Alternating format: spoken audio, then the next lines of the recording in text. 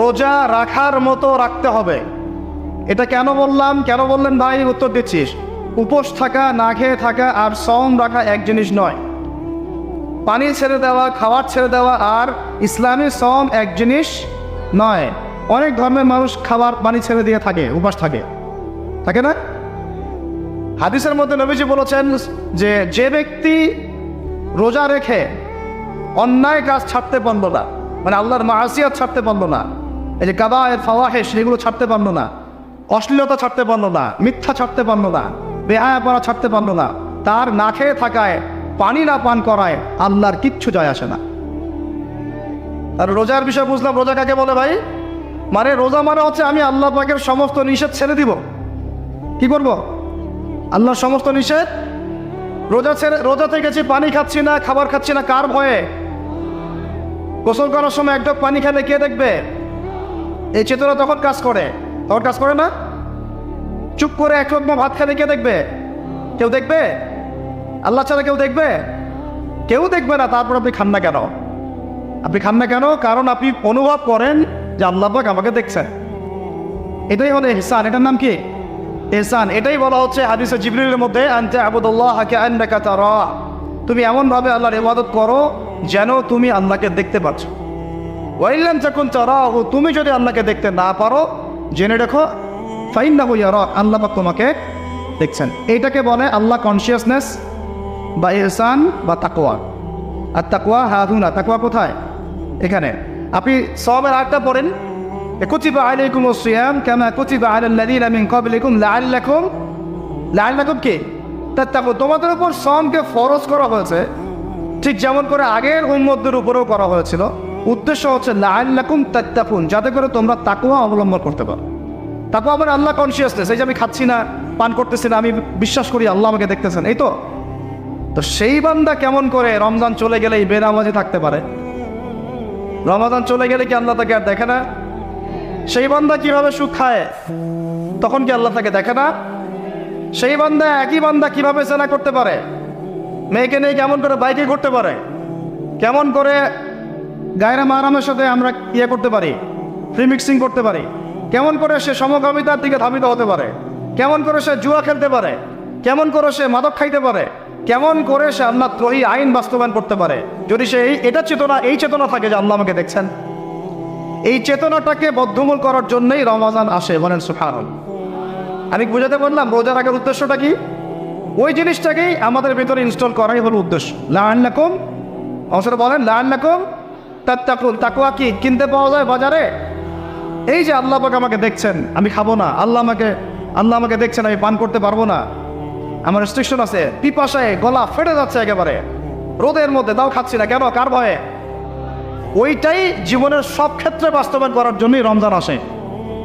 বুঝতে পারি নাই মনে? ওই চেতনাটাই, একই চেতনাটাই জীবনের সবগুলো কাজে বাস্তবায়ন করার জন্য কি আসে? রমাদানের 6 মাস। আমরা শুধু রোজার ফজিলত নিয়ে বয়ান করি।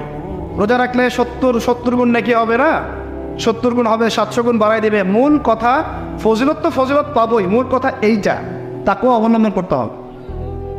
আল্লাহ পাক আমাদেরকে তৌফিক দান করেন। কয়টা বলছি বলেন ভাই? 2টা মনে থাকবে। 1, দুনিয়াবি কাজ কমায় ফেলা। 2, কে রোজা রাখার মতো রাখা। 3 নাম্বার হচ্ছে, এটা আমার নিজস্ব একটা পরামর্শ আর কি। 3 নাম্বার হচ্ছে রোজা রাখার জন্য আমাদের সাহারি করতে হয়, ইফতার করতে হয়। এই তো আল্লাহর ওয়াস্তে সাহারি এবং ইফতারে মুসলমানের মতো খাবার খাবেন, জানোয়ারের মতো খাবার খাবেন না। সাহারি এবং ইফতার এই দুটোতে কি খাবেন? মুসলমানের, মুমিনের মতো খাবার খাবেন, জানোয়ারের মতো খাবার খাবেন না। আল্লাহ পাক বোঝার তৌফিক দান করেন। মানে আমরা কিন্তু সাহারিতে কি করি জানেন? 7 পেট খাই। কয় পেট? নবীজি বলেছেন খাবে পেটের 1 ভাগ খাবার, 1 ভাগ পানি, 1 ভাগ, আবার বলি 1 ভাগ খাবার, 1 ভাগ পানি, 1 ভাগ। কার পেট খালি আছে এখন খাওয়ার সময়? খাওয়ার টেবিলে আমাদের ওস্তাদরা বলেন যে মুসলিম উম্মাহ, আমাদের ওস্তাদরা বলেন যে মুসলিম উম্মাহ খাবার টেবিলে হেরে গেছে সে কখনো জিহাদের মাঠে জিততে পারবে না। বুঝতে পারেন নাই? বুঝতে পারলাম না মনে হয়। যারা খাবারের টেবিলেই হেরে গেছি, এখানেই তো আপনি সুন্নাহভাবে খাইতে পারতেছেন না। প্রবৃত্তির কাছে হেরে গেলে গপ গপ গপ গপ করে খাচ্ছি 7 পেট ভর্তি করে। এখানে তো খাবারের সামনে হেরে গেলাম, প্রবৃত্তির সামনে। সে আবার কাফেরদের সাথে জিতবে কেমনে? জিতবে আগে নিজের প্রবৃত্তির উপর জিহাদে তো জিততে হবে। আমার মন চাচ্ছে জেনা করি, করবো না, এটার নাম জিহাদ, এটাও জিহাদ। মন চাচ্ছে সুদ খাই একটু, খাবো না, এটার নাম কি? জিহাদ। মন চাচ্ছে নামাজ না পড়ি, ঘুমায় থাকি, মন চাচ্ছে না, মন বলতেছে ঘুমাই ঘুমাই ঘুমাই, কিন্তু নামাজ পড়তে হবে। এই উঠলাম, অজু করলাম, গেলাম, এর নাম কি? এটাও এক প্রকার কি? বরং নফসের সাথে জিহাদটা অনেক বড় জিহাদ বলা হয়েছে, বলা হয় না? এটা মানুষকে শক্ত করবে। একটা মেয়ে সেটা প্রেম করতে মন চায়, করবো না, ওকে দেখবোও না, যাবো ওনার কাছে, এটা শক্ত থাকার নাম কি? এটা মনের নফসের সাথে কি বুঝেন? তো আল্লাহ পাক আমাদেরকে নফস শক্ত করার তৌফিক দান করেন।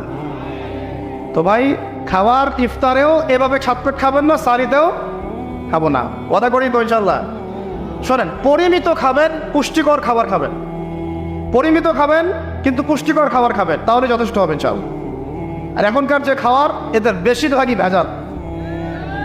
যত বেশি খাবো তত দ্রুত অসুস্থ হব। এই যে আমরা দিন দিন যে দুর্বল হয়ে যাচ্ছি, বুঝতে পারতেছেন না আপনারা? এটা দিন দিন যে আমরা আগের জেনারেশনের মতো শক্ত না। আমাদের দাদারা, তার দাদারা যেরকম স্ট্রং ছিলেন, আমাদের ইয়াংরাও কিন্তু অত স্ট্রং না। একটা ইয়াং ছেলেকে আপনি এখন 50 বছরের একজন মুরব্বীর সাথে পাঞ্জা লাগাই দেন, পারবে না, ওই চাচাই জিতবে। তো এটার কারণ হচ্ছে ভেজাল খাবার, ভেজাল পরিবেশ, ভেজাল সব কিছু। আমরা যা খাচ্ছি বেশিরভাগই বিষ। আর আল্লাহর কসম, এগুলো মনিটর করার দায়িত্ব সরকারের, এগুলো মনিটর করার দায়িত্ব প্রশাসনের। এদেরকে মোবাইল কোর্টের আওতায় নিয়ে এসে একদম 1 বছরের জন্য ঢুকাইতে ভিতরে। আইনের সঠিক প্রয়োগ হলে এমনি সেটা হয়ে যাবে। বাঙালিদেরকে শুধু মিষ্টি মিষ্টি কথা বলে কাজ হবে না, মাঝে মাঝে কঠিন শাসন লাগে। বড় বড় কান্ট্রিগুলো আপনারা দেখে আসেন, মনে করেন রাস্তায় ড্রাইভিংয়ের সীমা দেওয়া আছে 100 কিলো, ওরা যদি 110, 120 চালায় কেউ কিচ্ছু বলবে না, কোনো ট্রাফিক পুলিশও নাই। মোবাইলে একটা মেসেজ চলে আসবে যে তোমার এই 1500 রিয়াল, 2000 রিয়াল জরিমানা করা হয়েছে। দিবানা ড্রাইভিং লাইসেন্স বাতিল, ওটা বাতিল তো হবেই, 6 মাসের জন্য জেল খাটবা। বাপ করে টাকা দিয়ে আসবে, টাকা না দিলেও আর ভয়ে চালাবে না। বাবারে বাবা, একবার 1500 রিয়াল খাইছি, আবার খাওয়া দাও। আইন শুধু থাকতে হয় না, আইনের একদম কঠোর বাস্তবায়ন থাকতে হবে। এই জিনিসটা যদি থাকে, দেখবেন সমাজ ঠিক হয়ে গেছে ইনশাআল্লাহ। আল্লাহ পাক আমাদের সবাইকে কথাটা মন থেকে বোঝার তৌফিক দান করে। আমরা কি কারো শত্রু? আমরা সবার শুভাকাঙ্ক্ষী। যদি এই জিনিসটা শক্তভাবে বাস্তবায়ন করা যায়, দেখবেন খাবারের ভেজাল এমনি বন্ধ হয়ে গেছে। মানুষকে মেরে ফেলতেছে খাবার দিয়ে, আর 3 দিনের বাসি তেল দিয়ে রান্না করছে, বললো একদম টাটকা রান্না, খেয়ে ফেলে। এই যে কোলেস্ট্রল বেড়ে গেল, ক্যান্সার হচ্ছে। গরু ইঞ্জেকশন দিয়ে ফুলায় খাবায় মোটা তাজা করে ফেলায়, করে নাই? কি অবস্থা মানুষের বুদ্ধি! চালের মধ্যে এটা মিশাচ্ছে, ডালের মধ্যে ওইটা মিশাচ্ছে, পানির মধ্যে কি মিশাই দিচ্ছে, ড্রেনের পানি বলতেছে মিনারেল ওয়াটার। হ্যাঁ, ডাব খাবেন, ডাবের পানি আগে ইঞ্জেকশন দিয়ে বের করে ফেলাইছে, ও আগে খাই ফেলছে, অল্প একটু বাকি আছে, ওটার দাম হাঁকাচ্ছে 150 টাকা। নিচ থেকে উপর পর্যন্ত আমাদের সমাজে খালি প্রতারণা চলতেছে। এই কারণে আমাদের উপর থেকে আল্লাহর রহমত দিন দিন উঠে যাচ্ছে। আমাদেরকে সতর্ক হওয়া উচিত, আমাদেরকে সৎ হওয়া উচিত। সৎ হইতে পয়সা লাগে না, সৎ হইতে পয়সা লাগে? সবাই যার যার জায়গা থেকে ভালো হয়ে যায়, কিচ্ছু করা লাগবে না ইনশাআল্লাহ। আপনি মাদক খায়েন না, কেউ জোর করে মাদক খাওয়াবে? আপনি নিজে সুদ খায়েন না, কেউ জোর করে সুদ খাওয়াবে? এখানে কেউ মাদকের দোকান দিল, আমরা খাই না, ও দোকান নিয়ে চলতে পারবে না, টামটপলা বাঁধে চলে যাবে, কি করবে? যাইতে বাধ্য সে। আমরা খাইলে সে ব্যবসা করবে। আল্লাহর ওয়াস্তে আমরা কোনো রকম প্রতারণার কাছেও যাব না, হারামের কাছেও যাব না, এবং অন্যকে আমরা প্রতারিত করবো না ইনশাআল্লাহ। বাজার মার্কেটে এটা অনেক জটিল বিষয়। রমজান মাস আসলেই দেখবেন দাম বাড়া শুরু হয়েছে। এখনই অসাধু ব্যবসায়ী যারা, ওরা রিস্টোর করে ফেলাইছে, ওরা আবার সিন্ডিকেট করে ফেলবে যে এই দামের বাইরে যাবে না। তখন আবার দেখবেন যে সরকার বিপাকে পড়ে গেছে, দাম আর কন্ট্রোল করতে পারতেছে না, তখন ভর্তুকি দেওয়া লাগতেছে, আবার ওদেরকে আইনে আনা লাগতেছে। মানে আমরা নিজেরাই ঠিক নাই। কারা ঠিক নাই? আমরা নিজেরাই ঠিক নাই। এই কারণেই তো আমরা, মানে আমাদের সমাজের উপর থেকে আল্লাহ পাকের রহমত, বরকতটা উঠে যাচ্ছে দিন দিন। আপনি দেখে নিন, যে পণ্যের দাম এখন 200 টাকা, রমজান মাস আসলে দেখবেন 250 টাকা, 300 টাকা বাড়াই দিচ্ছে। এটা ব্যবসায়ীরা করবে, অনেকেই, অনেক অসাধু ব্যবসায়ী করবে, এটা অনেকেই করবে, এখনো চলতেছে। আমাদের বাংলাদেশে এমন কিছু নাই যেটা উৎপন্ন হয় না। আমরা যদি আমাদের এখানে সঠিক জাকাত ভিত্তিক অর্থনীতি থাকতো এবং সততা থাকতো, ইনসাফ থাকতো, আমানত থাকতো, আমাদের জিনিস আমরা খেয়ে শেষ করতে পারতাম না, এরপর বাকিটা রপ্তানি করতে পারতাম। অনেক কথা ভাই, এগুলো অর্থনীতির বিষয়ে আরেকদিন কথা হবে। চল, রমজানে আসছি যেহেতু এতটুকু নসিহত করি। 3 নম্বর, যে ভাই আমরা এমনভাবে খাবো না যে খাওয়ার মনে হয় জানোয়ারের খাওয়ার। ঠিক আছে ভাই, পুষ্টিকর খাবার খাবো, কিন্তু পরিমাণে কম। কম বলতে কি একবারে কম না, আপনার প্রয়োজন অনুযায়ী 3 ভাগ করে, 1 ভাগ খাওয়ার, 1 ভাগ পানি, 1 ভাগ ফাঁকা, সুন্নাহ অনুযায়ী। আল্লাহ পাক তৌফিক দান করেন, আমিন। 4 নম্বর হচ্ছে রমাদান মাস মানেই কোরআন। রমাদান মাস মানে কি? এই রমজানে আমরা সবাই বেশি থেকে বেশি কোরআন তেলাওয়াত করবো সব। কারা কারা পারি হাত তুলি। আলহামদুলিল্লাহ, হাত নামা। সবাই পারেন কোরআন তেলাওয়াত? মাশাআল্লাহ, মাশাআল্লাহ। এইটাই তো চাই, বাংলাদেশের ঘরে ঘরে প্রত্যেক ব্যক্তি যেন কোরআন তেলাওয়াত করা জানে। এটাই তো আমরা চাই। এমন যদি হয় যে 100% মানুষ কোরআন তেলাওয়াত করতে পারে, 16 কোটি মুসলিম, দিন কায়েম হয়ে যাবে ইনশাআল্লাহ। ইনশাআল্লাহ, ইনশাআল্লাহ। ভিতরে কাজগুলো করেন, আল্লাহ পাক তৌফিক দান করেন। তো ভাই, কোরআন আমরা রমজানে বেশি থেকে বেশি পড়বো ইনশাআল্লাহ ভাই, ঠিক আছে? যারা পারি না, একটা লিমিট ফিক্স করি, কমপক্ষে দিনে 1 পারা। দিনে কমপক্ষে 1 পারা, তাহলে 30 দিনে 1 খতম হবে। ওকে, আরও বেশি পারি 2 পারা, তাহলে 2 খতম হবে। আরও বেশি পারি 3 পারা। এমন আমাদের ইমামদের যুগে, আমাদের 4 ইমামদের যুগে, সলফে সালেহিনদের যুগে প্রতিদিনই 1টা করে খতম দিতেন তারা। সুবহানাল্লাহ। তাদের সময় আল্লাহ বরকত দিয়েছিলেন, সুবহানাল্লাহ। সারা রাত জেগে তেলাওয়াত করতেছেন, নামাজ পড়তেছেন, দিনের বেলা তেলাওয়াত করতেছেন। রমজান মাস হচ্ছে কোরআন নাজিলের মাস। এই মাসে যে হতভাগা কোরআন পড়তে পারলো না, তার জন্য আফসোস করা ছাড়া কিছু করার নাই। রমজান মাসে কোরআন আগে পড়বো, কোরআন শিখবো। না পারলে কি করবো? না পারলে 1 মাসে শিখবো, অন্যকে শেখাবো, কোরআনের দার্স দিব, কোরআনের মাহফিল হবে, কোরআনের তাবলীগ হবে, কোরআন নিয়ে আলোচনা হবে ইনশাআল্লাহ। আমরা জানবো কোরআনের মধ্যে কি আছে। এটা জানার সবচেয়ে উত্তম মাস হচ্ছে কি? রমাদান। আল্লাহ পাক তৌফিক দান করেন, আমিন। যারা আমরা আরবি জানি টুকটাক ভাঙাচোরা, তারা আমরা এটার অর্থ পড়বো ইনশাআল্লাহ। যারা আমরা আলেম ওলামা আছে অনেকেই, যারা ইফতার দিয়েছি, দাওরা দিয়েছি, বা আমরা তালেব ইলম ওলামা ইকরাম যারা আছে, আমরা এই কোরআনের তাফসীরগুলো পড়বো ইনশাআল্লাহ। মানে কোরআনময় রমাদান, কোরআনময় কি? এবং চেষ্টা করবেন, আমার খুব ইচ্ছা হয় যদি আল্লাহ পাক আমাকে ক্ষমতা দিতেন, তৌফিক দিতেন, আমার ইচ্ছা হয় যে রমজান মাসে বাংলাদেশের যত মসজিদ আছে সমস্ত মসজিদে কোরআন শিক্ষা ফ্রি হয়ে যাবে। চাল, ভালো উদ্যোগ না? বাংলাদেশে কত মসজিদ আছে? হাজার না লাখ? লাখ না কোটি? হয়তো কোটি কোটি মসজিদ থাকতে পারে। প্রত্যেকটা মসজিদে যদি বিনামূল্যে কোরআন শিক্ষা কার্যক্রম করা যেত রমজান মাসে, 1 মাসে আপনি দেখতেন প্রায় মিনিমাম 5 কোটি মানুষকে কোরআন শেখানো যেত। তাও হাতে কলমে। তাও কি হাতে কলমে? বই দেওয়া হতো ফ্রি, আর ওই যারা টিচার ক্লাস নেবে ওদেরকে বেতন দিব, ভাতা দিব সরকার থেকে।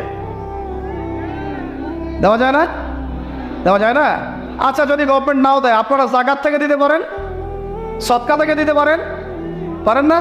নিজেদের পকেট থেকে দিতে পারেন, নিজের ব্যবসা থেকে দিতে পারেন, এলাকা ভিত্তিক দিতে পারেন। কত উৎস আছে, আসলে? যদি এভাবে প্রত্যেকটা মসজিদ থেকে কোরআন শিক্ষা কার্যক্রম চালু করা হয় রমজান মাসে, আমরা দোয়া করি আল্লাহ পাক যেন এই কথাটা পৌঁছে দেন উপরের লেভেলে, এবং তারা উদ্যোগ নেয়। জানি না উদ্যোগ নেবে কিনা, আমাদের দায়িত্ব পৌঁছে দেওয়া।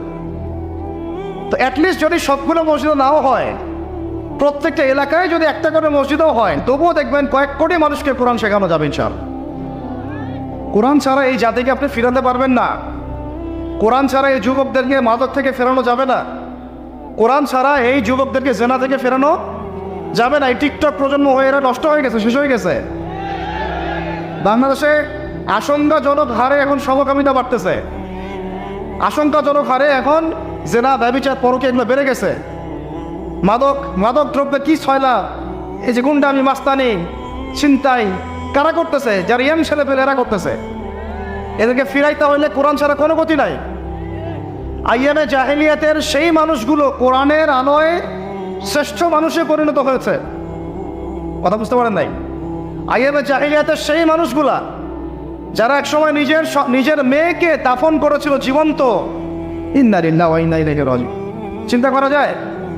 আপনি আপনার মেয়েকে দাফন করতে পারবেন জীবন্ত? পারবেন? বলেন। এরকম মানুষ যারা এই কাজ করেছিল, তারা কোরআনের সংস্পর্শে এসে সোনার মানুষে পরিণত হয়েছে। এই কিতাব আল্লাহ পাক নাজিল করেছেন ওই ঘরের উপরে উঠিয়ে রাখার জন্য না, মাঝে মাঝে বেদ করবো, ধুতা মুছবো, চুমু খাবো, রেখে দিব, এই জন্য না। বাবা মারা গেছে, খুললাম, পড়লাম, সব বক্সায় দিলাম, এই জন্যে না। শুধু এই কিতাব আল্লাহ পাক নাজিল করেছেন যারা আমরা হৃদয়ে ধারণ করি। কোথায় ধারণ করি? তো হৃদয়ে ধারণ করবো তো তখনই যখন আমি বেশি তেলাওয়াত করবো, বেশি বেশি পড়বো, সবাইকে পড়াবো, শেখাবো। আল্লাহ পাক আমাদের সবাইকে কোরআনের বিপ্লব ঘটানোর তৌফিক দান করেন, আমিন। তো প্রিয় ভাইরা, 4 নম্বর কাজ, কোরআন শিখবো, পড়বো, শেখাবো, দার্স দিব, কোরআনের একদম বিপ্লব। রমজান মাসে ইনশাল্লাহ কোরআনময় রমাদান হবে।